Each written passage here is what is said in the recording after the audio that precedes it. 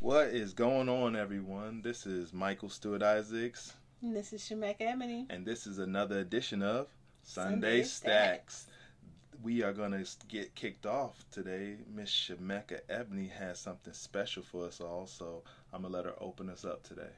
Yes, we're going to be starting with a recentering of our mind and thoughts. Today's topics are pretty real to us, and we want to make sure that we can start out with our well being in check. So, I'm going to be reading the well being affirmation that you can speak aloud. If you want to have this affirmation after today, you can find it in the book While I'm Getting Naked to kick off that journal experience. So, check it out at shemekka.com.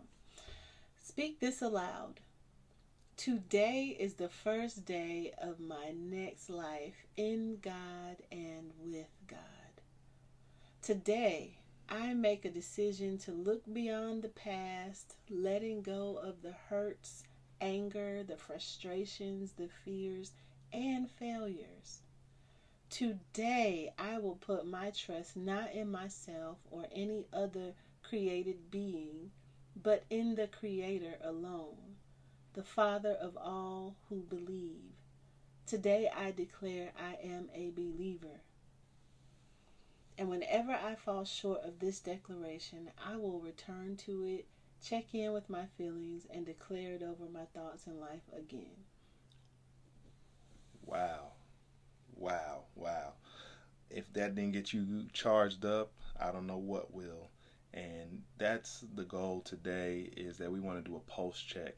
Check on the world, check on the things that we are saying and doing as a people as we kind of grow into a space of new technologies and new imaginations as content creators out there in the world. We have to first ask ourselves when we really look at life, do we truly know what it is to value life anymore?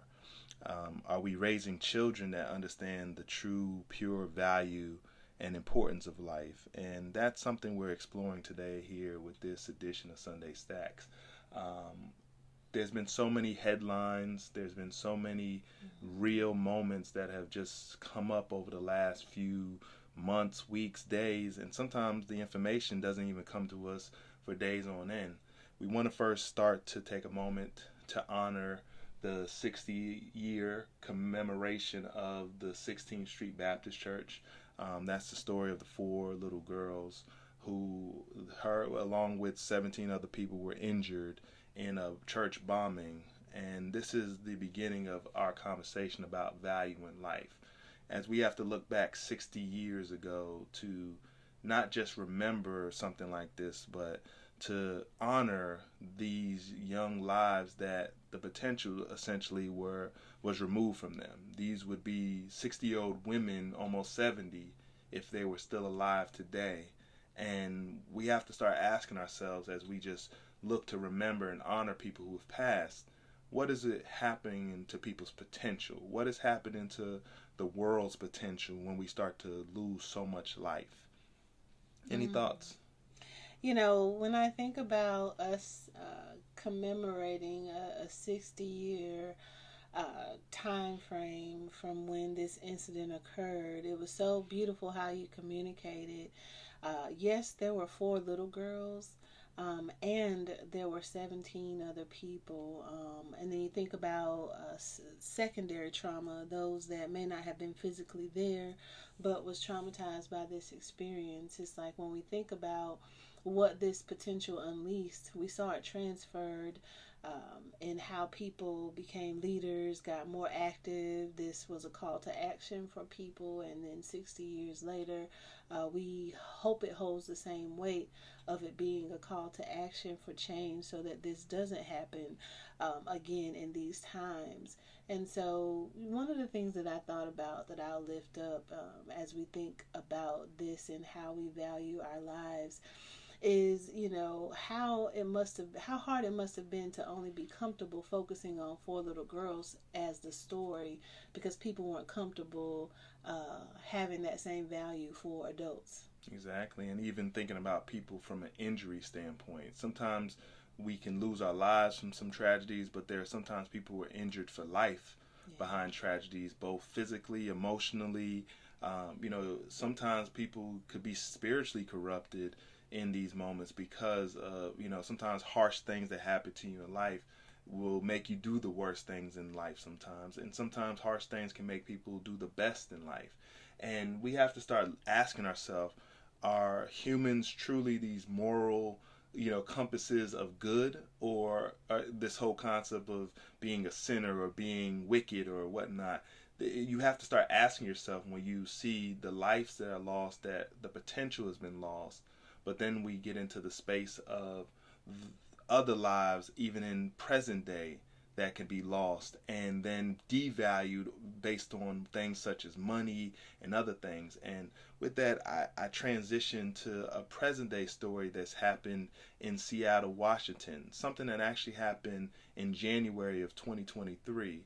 There was a young lady by the name of Jaahnavi Kandula. She was 23 years old. She was a grad student, and she was basically walking across the street, and there was a Seattle police officer racing, I guess, to another call, and essentially ran into her going well over, I believe, 70 miles an hour driving, and killed the young graduate student. And there's been call for justice for many months, and there's been a lot of silence. And then finally here, many months later, they finally start to bring information out. We start to hear the horrific nature of not just the fact that this young lady was killed, but the officers who were called to respond to what happened to her devalued her life. Looked at her life. I think the quote went as say $11,000. She was 26. Anyway, she had limited value. Like, this officer had a callous mockery of this young girl's life as another officer hit and took this young lady's life. And we have to just start to ask ourselves, from 4 little girls to today, and just how we all treat one another. Here at Sunday Stacks, we talk about family, community, and company, these hallmarks of wholeness. But sometimes all of a sudden a family can be altered by someone's callousness and someone's neglect. And what are some solutions to stuff like this? I don't know if we have solutions, because it just comes in different degrees. When I think about this incident that happened in Seattle, yes, we see this recording, body cam being released by the city, but we also have to think a little bit deeper, is the fact that this happened in January. It is now many, many, many months later, but now the city is taking ownership to be transparent. But I believe there's a system inequity that's happening much deeper, that we are not being told the full truth. This officer is, yes, being thrown under the bus, but who was on the other end of that phone that he was talking to? How are they being held accountable? Yeah. How is it that the city knew for this long, and we're just now taking these steps to be able to hear what's happening in different parts of the world now? And it's something that I think they should be held accountable for. The mayor's office, because there's no way the mayor's office didn't know about this incident. And this is Mayor Bruce Harrell, and the officer involved in the heckling or the mockery of this young lady. And again, she was an Indian student. We were not sure if the devaluing of her life had anything to do quite with her race, but you can only ask that question sometimes, that we get caught up in this value system of people's lives and a hierarchy of sorts, of some kind of caste system. And this is a harsh reality that is global, that we have to really start to look at in terms of how we're valuing people and how we value life overall throughout the years. We want to honor those who have worked hard through struggle and have positioned themselves to do better in their lives, but yet we still somehow mock people who come from nothing, who work so hard to build something, and still can devalue people's lives regardless. It almost makes you not believe that you can work so yourself so hard and earn a spot in the world because of due to your contributions, but sometimes all of a sudden in an instance something could change, and then you also then hear these privated secrets. I mean, I'm glad they start putting these body cameras on police It's officers. better we know. But it's revealed so much. Yeah, this comfort level that this person had, to an awareness of his response, he is saying that he was in essence mocking the criminal justice system and how they would value this young woman's life. But even with that, now that you know, what are you going to do? We can only care, we can send prayers, but those community champions in Seattle that are lifting change, I hope in this unrest, you're also navigating solutions that could bring systemic level change, policy level change, whether it's writing policy that would expedite how quickly the community is informed of these kind of tragedies and the transparency. So I, in the efforts and in the thoughts of thinking ahead, yes, this is an injustice.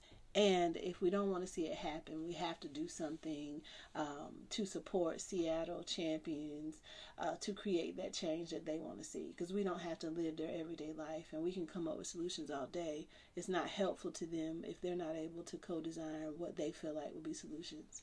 That's a good point, and it's good that we are building these ideas beyond just being angry and just beyond just protesting, but we have to take actionable steps and take the legalist stages of writing policies, pushing for them, pushing legislators, and pushing them out if they're not willing to meet the demands of the people.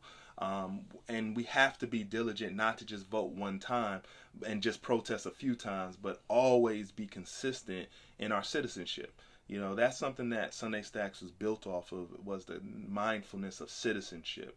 Not just being a resident of a place, not just being a person living in a new city or a new town or a place, but truly see yourself in your citizenship and what all of that means. And yes, that means it takes effort from you. That means you can't just relax and enjoy all the amenities of consumerism. That means sometimes you have to step out there, put yourself on the line, and also understand what things you can do to change your environment. Now, in this incident and all the incidents of the 4 little girls, to this officer that hit the young lady, to the officer who was mocking the situation, who was in a leadership position, isn't that sad?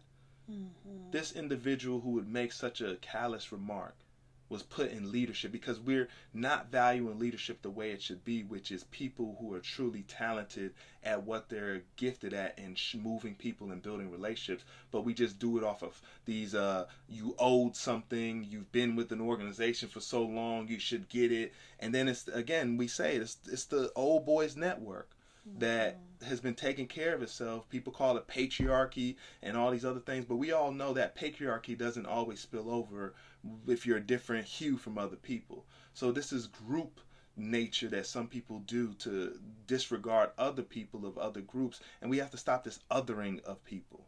And we have to understand every culture, every people are going through different levels of pain across the globe and across the world.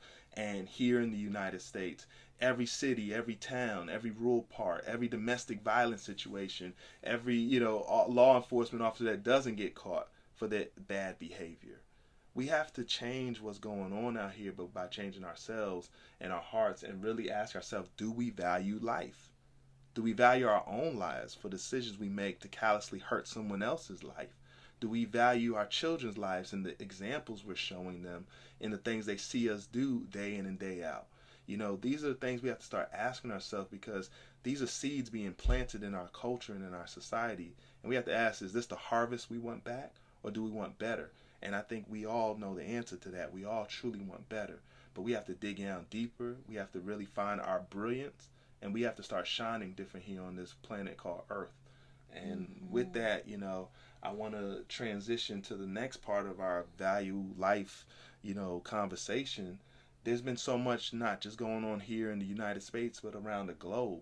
And I know some people would say it's due to climate change, and we're talking about the weather anomalies that have caused so much destruction in so many different towns, cities, and provinces across the globe. And not all of them get the headlines. And I apologize in advance for not being able to mention this place and that place around the globe. But today I bring us to Libya, as it's been put in the news in the eastern city of Derna.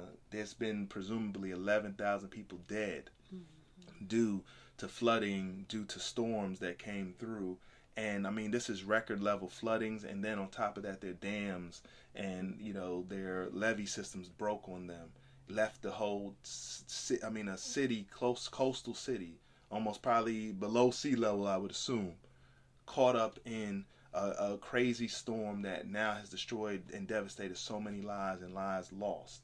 11,000. 11,000 dead, and 10,000 still not accounted for. People's homes, people's lives, their memories, everything we think we work for as a human society, is we're people who want to be educated, want to have families, want to do so many things to feed ourselves, build farms and the world in itself, we all are trying so hard. As I've learned to travel internationally and I've seen it, everyone is striving so hard in their own way to create civilization, to create society, to create a relational community. And then all of a sudden, Mother Nature and life can devastate it. And sometimes I know people think it's climate change and the effects we're having, and we're trying to talk about it more than we're actually changing our habits and our ways, because some of us, we're just so caught up in our everyday movements. We're not understanding that every human being, we affect something that's happening across the globe. It's almost like the butterfly effect of sorts, right? Is that our little actions can start to affect so much, in just even talking about this to bring awareness, let alone just what we're all doing as a society to really start to say, how do we start to aid these bigger issues that are going around the globe, when it comes to valuing people's lives. And in other parts of Africa, there are other things outside of climate that are happening when it comes to minerals and materials that corporations are out here seeking. And again, we go back to value of life. People are valuing what's on the ground that people live on more than they're actually valuing the people that live on the grounds. And so we have these issues that are happening, and that brings me to the Congo. And you tell them, Shemekka.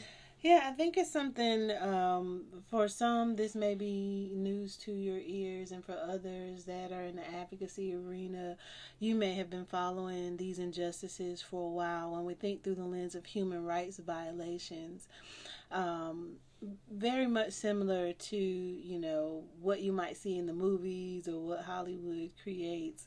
There's real life human rights violations happening in the Congo for the mineral cobalt and copper, which are leading in this country. So imagine you living in a community, and the desire for what's in your backyard becomes more greater of value than who you are, and they physically remove you, beat you, forcibly remove you from the life you've known in the community you've known, because they want what's in your backyard. Now, when we look at that through the lens of jealousy, envy, is so much of a bigger, but that's how we can relate, right? Somebody wanting what we have, some things that we may or may not take for granted, when we look at this in relationship to people.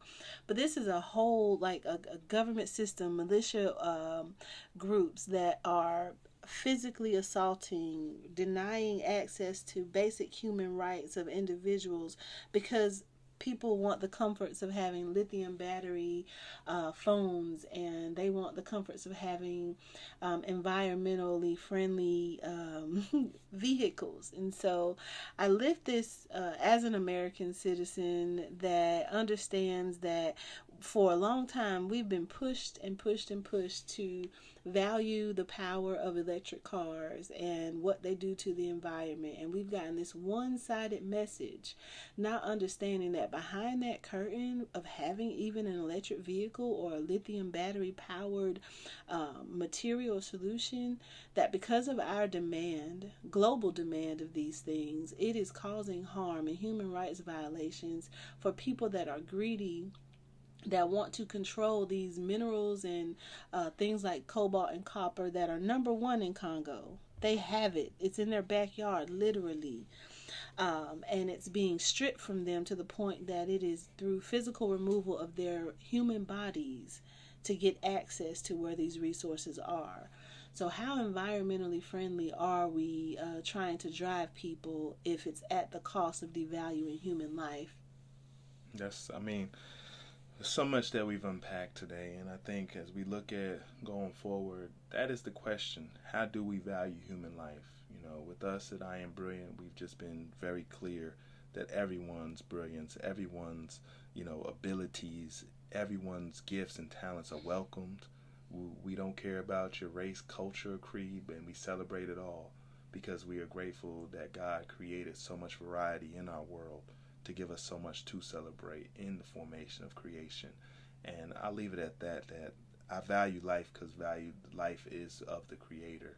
And we have to get better at starting to see that in our hearts and minds as we start to transition to a world we want, or we're truly going to put ourselves in a world that is not going to benefit any of us in the long term.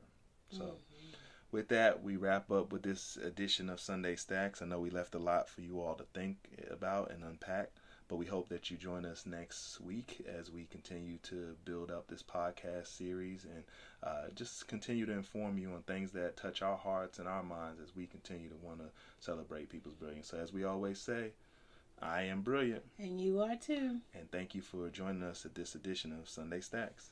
Take care.